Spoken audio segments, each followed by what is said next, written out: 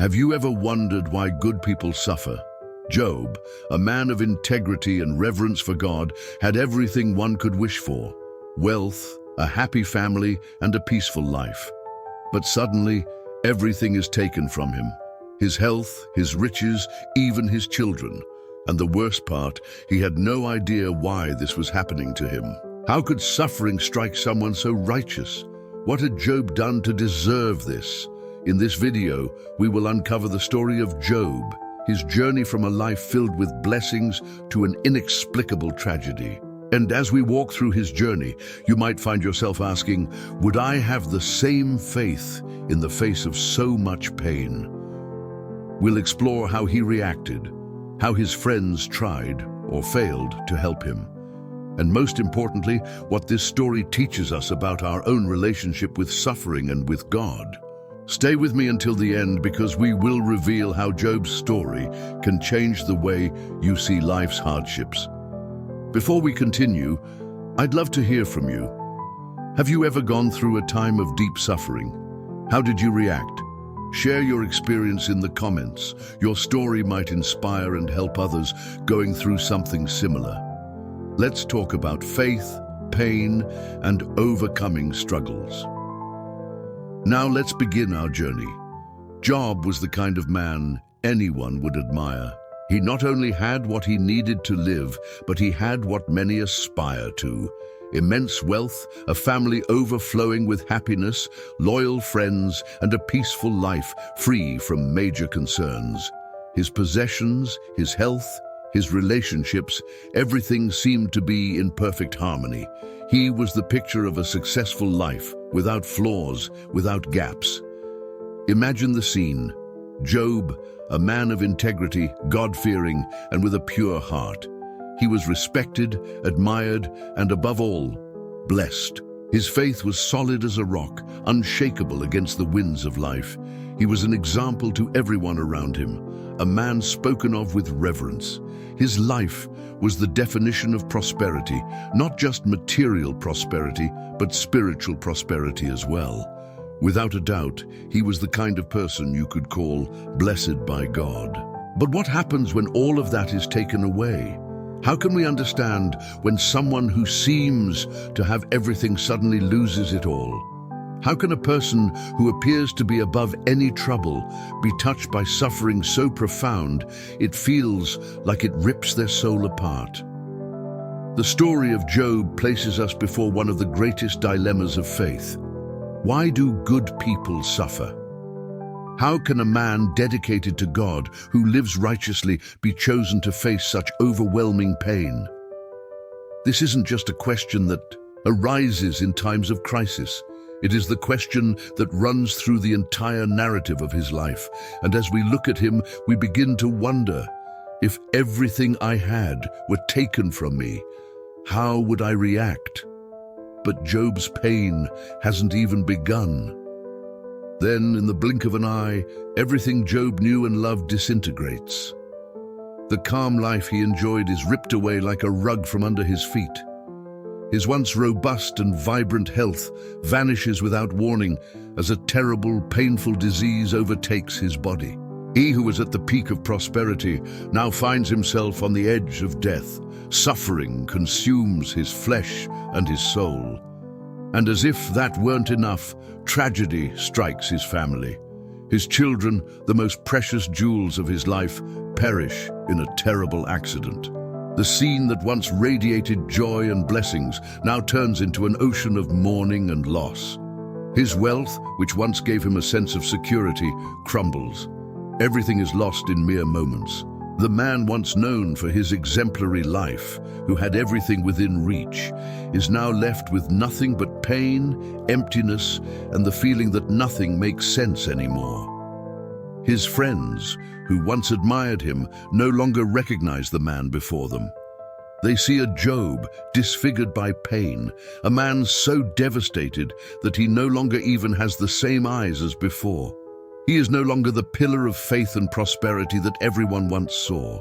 Now he is someone lost in the depths of suffering, battling the darkness surrounding him. But the real question is this: what does Job's suffering reveal about human nature? The Bible, in presenting Job's pain, isn't merely recounting a personal tragedy. It is challenging us to look at suffering on a deeper level. Job isn't just a man in physical and emotional agony. He is also a reflection of the internal struggle we all face when confronted with something we cannot understand. He is the symbol of humanity's attempt to grasp the inexplicable, to search for meaning in the midst of pain. By questioning his circumstances, Job forces us to reflect. Does suffering have a greater purpose? Or like him, are we simply caught off guard by pain that arrives without explanation, without an apparent reason? Life seems to follow a certain logic, but suffering, true suffering, challenges us to understand what we cannot control, what seems unfair. Job's pain, rather than weakening his faith, leads him on an even deeper journey. But will he find the answers he seeks? And what does this tell us about our own journey of faith when we are touched by suffering? And God's response, where is it? Will it ever come? When pain seems to crush every last trace of hope, and all that remains is the silence of desolation, Job's three friends finally arrive. They didn't come right away, they took their time, and when they finally appeared, they did not bring the comfort Job so desperately needed. They arrived as old friends, but not as those who truly understood his heart, his dilemmas, or his deepest wounds. They came with an external perspective, full of certainties, ready to interpret the tragedy in their own way. And this is where the story takes a turn. The conversation between Job and his friends, far from being the balm he hoped for, becomes a provocation, an exchange of words that opens more wounds than it heals. Each of the three friends has a particular view of what might have caused Job's suffering. They do not stop to consider the complexities of what he's going through. You must have done something wrong, they say, as if Job's pain was simply the result of a hidden transgression, something he himself failed to see. God would not punish the righteous like this, they argue, as if life operated on a perfectly balanced scale, where suffering could only exist for those who in some way had failed. These words, spoken with the best intentions, feel like stones thrown at an already fragile soul. They did not mean harm. They were not there to wound Job, but in their ignorance, they only deepened the hole he had fallen into. They failed to see the complexity of human suffering. To them, pain had a simple explanation, and if Job was suffering, it had to be because he had done something wrong. This interaction between Job and his friends teaches us something profound about judgment and compassion. How often, when someone suffers, do we rush to provide quick explanations? We try to fill the void with easy answers, as if a simple explanation could ease the pain. We want to understand why, as if it were possible to find a straightforward logic to suffering. But Job's story reveals that many times, the answers we seek are neither easy nor clear. Suffering cannot always be reduced to simple causes. Sometimes it arrives without reason, without warning, and all that remains is figuring out how to deal with it. Throughout his conversation with his friends, Job shows us that true compassion does not lie in trying to fix another's suffering with quick words. True compassion is found in standing by someone's side, listening, sharing the weight of their pain, and accepting that in many moments there are no explanations. It is in silence, in support, and in presence that healing begins. And so, the debate between Job and his friends unfolds, raising more questions than answers. How do we move forward when everyone around us tries to explain our pain, but no one truly understands what is happening in our hearts? The debate, Job, and the search for answers. Job's suffering, now uncontrollable, leads him to a dark place where answers seem beyond his reach. He is no longer the calm and serene man with an orderly life. Now he is consumed by pain, and the void left by everything he has lost drives him into a frantic search for answers. How could this be happening to him, a righteous man? He who had always done good, who had always had faith, who was faithful to God, how could God allow him to be devastated in such a way?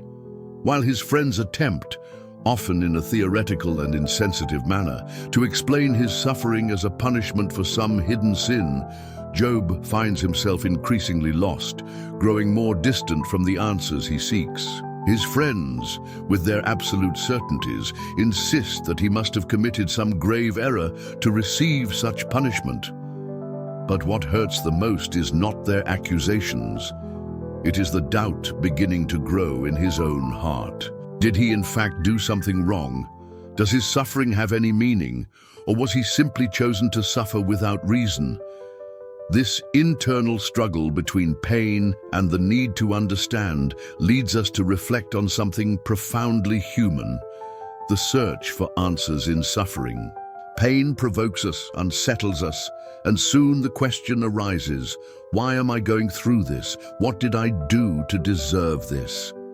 At this moment, Job is not only questioning God, he is questioning his own life, the purpose of everything that has happened, and above all, what remains of his faith in the face of adversity. Is Job right to question God? Is he wrong to want to understand why God allowed this to happen to him? This dilemma is one that many of us face at some point in life. Can pain make us lose our faith? Or, on the contrary, can it draw us closer to God, leading us to question him in a deeper way, seeking something greater and more true about life? Job is not the only one to question when pain touches him. At some point, we all find ourselves in that same place. And it is precisely in this search for answers that Job's story becomes so universal. He is a reflection of our own struggle to understand suffering and find meaning in what often seems inexplicable. And so, while Job wrestles between pain and the need for answers, the great question remains: how should we react when we find ourselves face to face with suffering, questioning even our faith? What will happen when God finally responds to Job? After a long period of suffering, where Job's questions echo through the winds of affliction, God finally responds. But the divine answer does not come as Job expected. He does not receive a detailed explanation of why he suffered, nor a logical or clear reason for the pain he endured.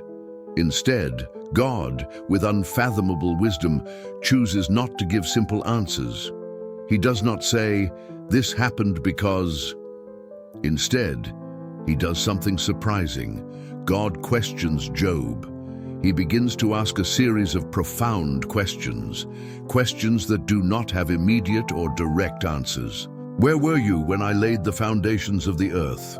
Who gave orders to the morning? Who created the seas and set their boundaries so they would not go beyond their limits? These and many other questions unfold in a sequence that highlights the greatness of God and the complexity of the universe. God is not being cruel or insensitive. On the contrary, he is revealing to Job the vastness of creation, the magnitude of the universe, and the intricacy of the divine plan. This moment, where God speaks through silence without providing a simple explanation, is one of the most powerful and striking in the Bible.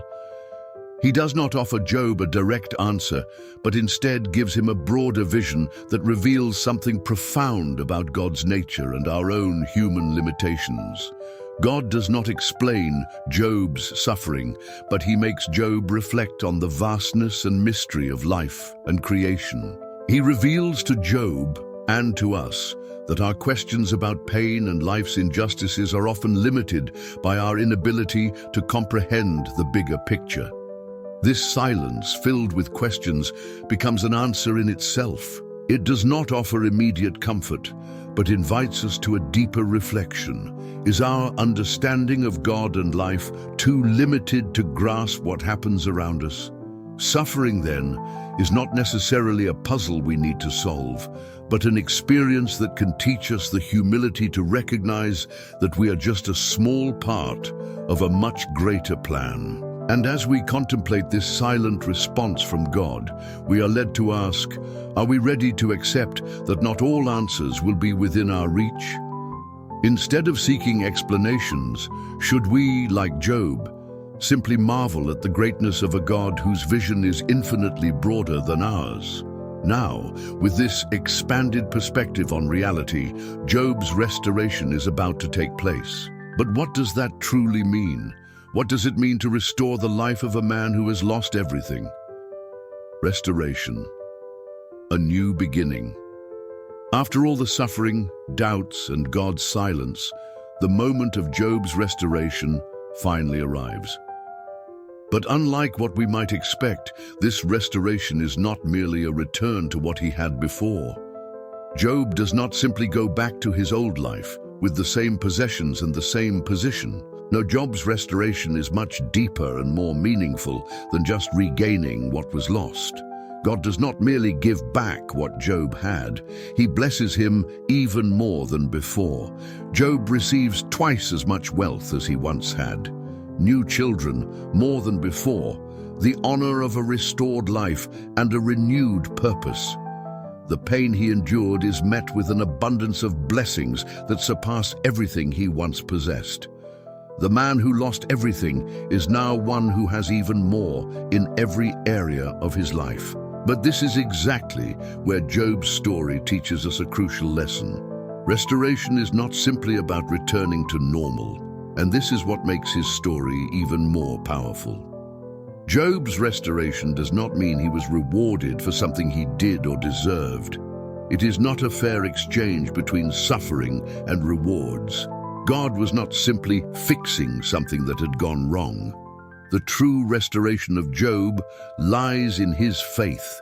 Job was restored not because he had done something to earn it, but because he kept his faith unwavering, even in the face of incomprehensible chaos and pain. He was restored because he did not give in to despair, because he did not abandon his trust in God, even when everything seemed lost and without explanation.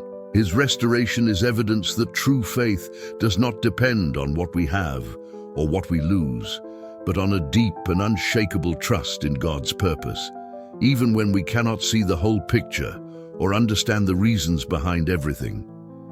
Job was not restored because he deserved it. He was restored because his faith, perseverance, and trust in God never failed, even in the worst circumstances. And this leads us to a powerful reflection. Can we hold on to our faith when everything around us seems to be falling apart? Can we, like Job, see that true restoration is not about going back to normal, but about growing, being transformed through faith, and trusting in a divine plan that we often cannot fully comprehend? But as Job's story reaches this moment of restoration, he teaches us another profound lesson. True change does not happen when everything is restored to the way it was before, but when we are transformed by the experience of faith, when we grow spiritually, even in the midst of pain. Now, with all this in mind, it is time to reflect. What can we learn from Job's life and restoration? How can we apply these lessons to our daily lives, especially when facing difficulties and hardships? At the end of this journey, Job's story leaves us with profound lessons that we can carry into our daily lives. It teaches us resilience in the face of suffering, showing that even in our darkest moments, pain is not a sign that God has abandoned us, but rather an invitation to grow in faith. When life challenges us, as it did with Job, we should seek a greater purpose in adversity, something beyond the immediate pain. Job also reminds us that we should not judge the suffering of others. No one truly knows what another person is going through. Often someone's pain is invisible, and instead of offering quick solutions, the best thing we can do is show compassion and simply be present. Job's story teaches us that true compassion lies in listening, in standing by those who suffer without rushing to give explanations or answers. And above all, we must trust in God, even when we do not understand why things happen. Job had no answers, yet he did not abandon his faith. He trusted in God even in silence, even in his deepest pain. That is something we too often have to learn. to trust without understanding, to keep moving forward even when we cannot see the end of the road. Now, I want to leave you with some questions to reflect on. Could pain have a greater purpose than we can comprehend? How would you react if, like Job, everything you knew was taken from you? Have you ever felt abandoned by God in the midst of suffering? What does that reveal about our perception of faith? These are questions that can only be answered through experience and learning. And perhaps the greatest lesson in Job's story is this: no matter how much we suffer, God is always with us, even in the silence. He does not abandon us, even when we cannot see or understand His presence. If you were touched by this story and the lessons of faith and perseverance it brings, don't forget to subscribe to the channel. Here, we always strive to share stories that help us grow and reflect on our journey with God.